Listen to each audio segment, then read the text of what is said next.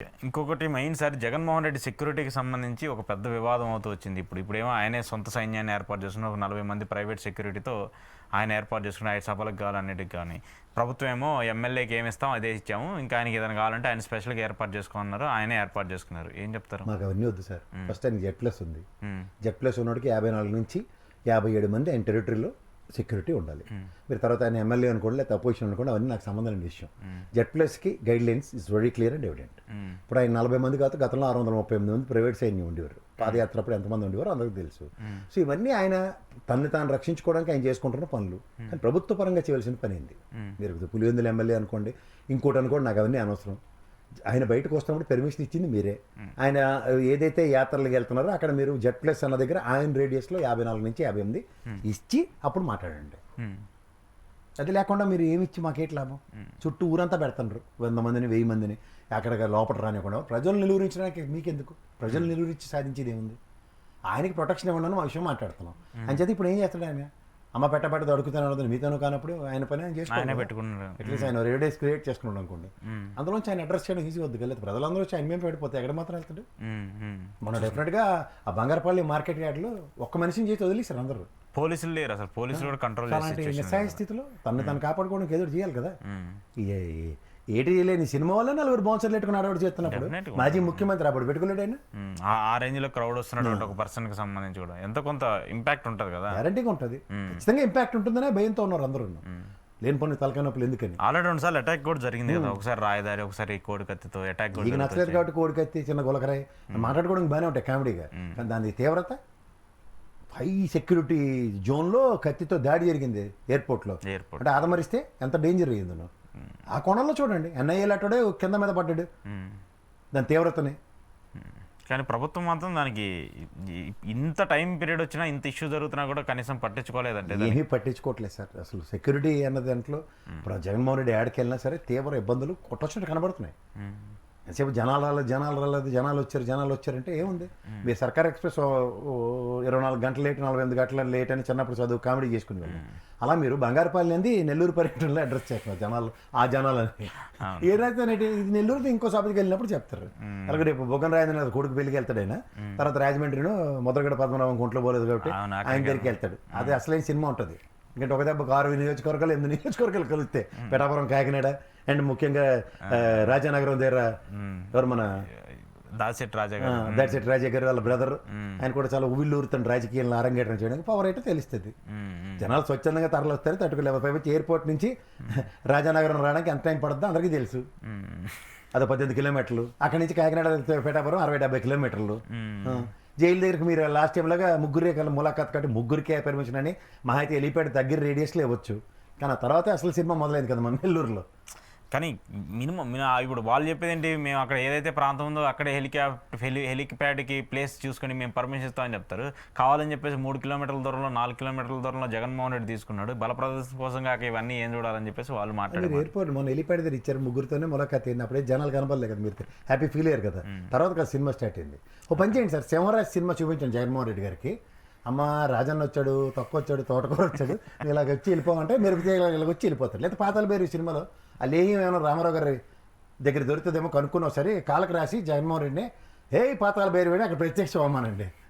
ముద్రగడ గారి ఇంట్లోనే ఉన్నాను, నెక్స్ట్ ఆ జైల్లోనూ ప్రత్యక్షం అయితే అయ్య బాబోయ్ ఇంకేంటి పర్యటనలు జనాలు రాలేదు, హ్యాపీగా చూపించాం వచ్చాం. ప్రభుత్వం ఎంతకన్నా ఇంకేంటి చేస్తుంది పులివెందుల ఎమ్మెల్యే గారికి అని చెప్పడానికి బాగుంటుంది. ఆ 2 చూడండి, ట్రై చేయండి. సింహరాజ్ సినిమాను పాతాల భైరవిలో లేహ్యం తీసుకొచ్చి జై పాతాల భైరవి అని తాడేపల్లి నుంచి రాజమండ్రి జైల్లో దిగి మిథున్ రెడ్డి గారిని పరామర్శించి తర్వాత మళ్ళీ లేహ్యం రాసుకొని జై పాతాల భైరవి అని ముద్రగడ దగ్గర. మీరేమి ఎట్లా చదువుతున్నారు? హోంమంత్రి గారు చంద్రబాబు నాయుడు గారు ఏమో జనమే లేరు, ఇవన్నీ ఫ్యాబ్రికేటెడ్ వీడియోస్ అని చెప్పి చెప్తున్నారు. మాకు వద్దు సార్ జనాలు లేరు. మీరు సింగపూర్ నుంచి ఏడు తెచ్చారు చెప్పండి మాకు, నాకు ఆ జనాలతో మాకెందుకు? ఇప్పుడు ఏంటి ఎలక్షన్ కూడా లేదు, జగన్మోహన్ రెడ్డి వెనకాల 40% ఓటు బ్యాంకులు ర్యాలీ అయినా మాకు వచ్చిన నష్టం లేదు, రాకపోయినా మరీ నష్టం లేదు. 2029 ఎలక్షన్ ఏడు చూసుకుందాం. కానీ మీకు ప్రభుత్వం ఇచ్చిన 164 స్థానాలతో సింగపూర్ వెళ్ళారు మీరు, మీ అబ్బాయి గారు నారాయణ గారిని ఒంటరి మనిషిని చేసి వదిలేసి వచ్చారు. 2 రోజులు ముందు ముగించుకున్నారు. అమరావతికి సంబంధించిన డెవలప్మెంట్స్ మీద అక్కడ చేయమని చెప్తే ఆల్రెడీ ఇంకా పరిష్కరించేది అక్కడ ఆయన అక్కడ పరిస్థితులు ఎలా ఏంటి ఉన్నాయి, పరిస్థితులే? అమరావతిలో ఏం అలాగే చేయాలి నువ్వు నన్ను ఇంటర్వ్యూకి వెళ్ళాలంటే నేను రోజు ఈహా ముందు నుంచి వెళ్తున్నాను, ఈహా నుంచి వచ్చాను, ఈహా దాటానండి ఇప్పుడే, ఈహా టర్నింగ్ తెప్పాలా సార్, ఈహా రావాలా సార్ అని అడుగుతున్నాను అనుకోండి. సార్ నేను నాకు పిలిచే ఉద్దేశం లేదు సార్, నేను ఇంటర్వ్యూ చేయను అని చెప్తే, సార్ ఈహా దాటుతున్నాను సార్, సార్ ఈహా టర్నింగ్ తిప్పుతున్నాను సార్ అన్నారు అనుకోండి, ఏడు చేయాలి నేను. సో మన ఇద్దరు కాన్వర్సేషన్ రేపు పొద్దున మా దేవినేని ఉమాదేవిని ఇంకోటి లీక్ అయినట్టు అయింది అనుకోండి, ఇదేంటి ప్రసాద్ గడి ఏ హామం తిరుగుతుంటే అశోక్ పెళ్ళట్లేదు అని అవడం డిస్కస్ చేస్తారు. ఈ పనికి మాలిన ఏ హావాలు వదిలేసారు, దరిద్రం వదిలింది అనుకుని సంతోషించి బ్యాక్ 90% ఉంటుంది.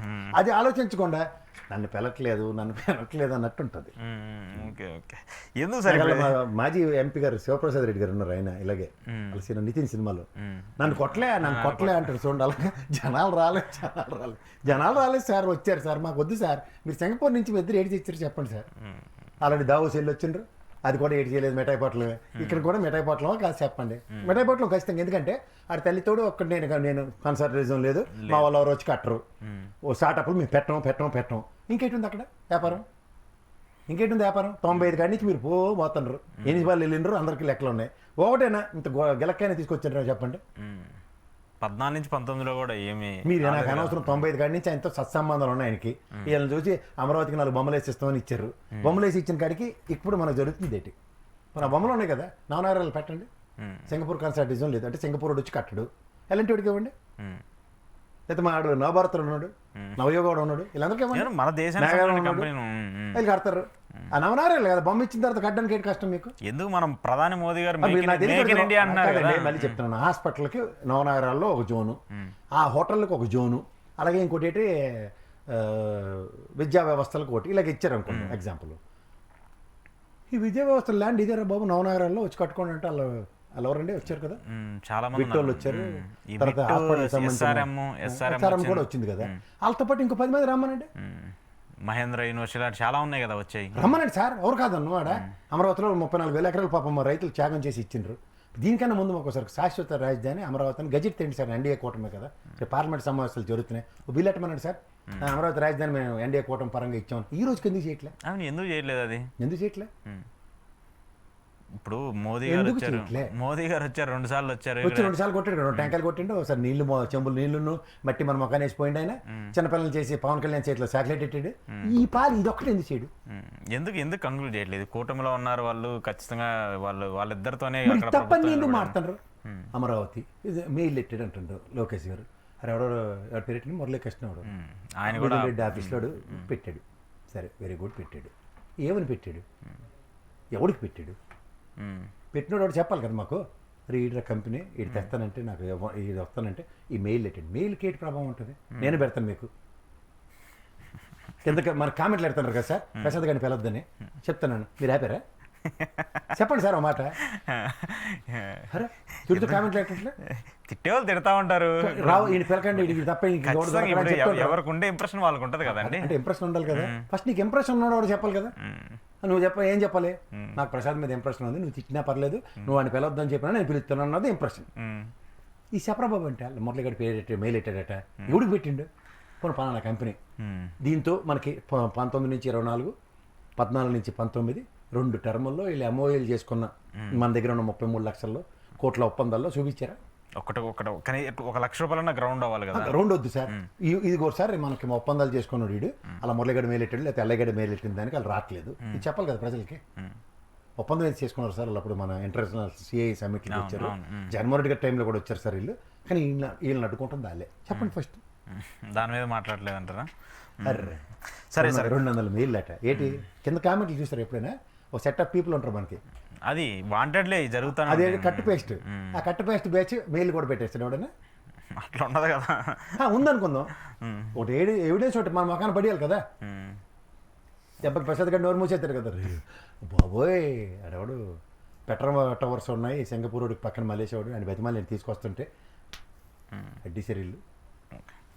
సరే సార్ కంక్లూడ్ చేస్తే చివరికి ఒక పాయింట్, ఈ